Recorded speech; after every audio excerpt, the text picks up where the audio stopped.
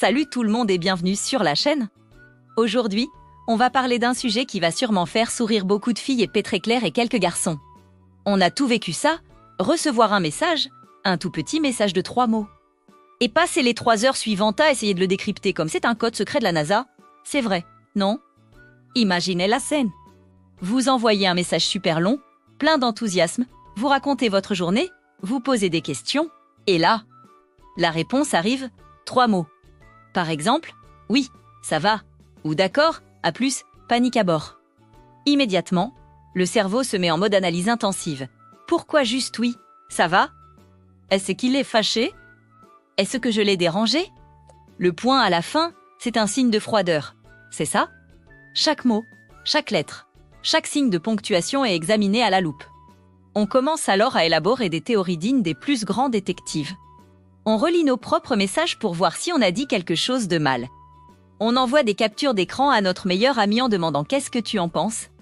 Et elle, bien sûr, se lance dans l'analyse avec nous, proposant des interprétations encore plus folles. Peut-être qu'il est occupé. Ou alors il a vu la story de son ex et il est triste. Ou peut-être qu'il est juste en train de jouer à la console et ne veut pas être dérangé. Toutes les hypothèses sont sur la table. Pendant ce temps, de l'autre côté de l'écran, la réalité est souvent beaucoup plus simple. Le garçon en question a probablement répondu entre 2 parties de jeux vidéo, en mangeant une pizza, ou alors il était juste en train de conduire et à taper une réponse rapide. Pour lui, oui, ça va, signifie exactement oui, ça va.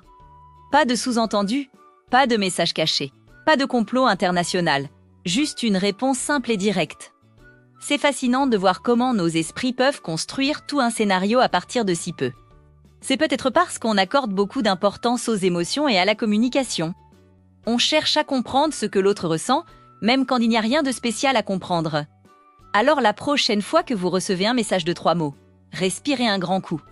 Il y a 99% de chances que tout aille bien et que vous vous inquiétiez pour rien. Mais bon, entre nous, analyser des messages entre copines, c'est aussi un sport national qu'on adore, n'est-ce pas? Dites-moi dans les commentaires si ça vous est déjà arrivé et quelle est la théorie la plus folle que vous ayez imaginée. N'oubliez pas de liker la vidéo si elle vous a plu et de vous abonner pour ne pas manquer les prochaines.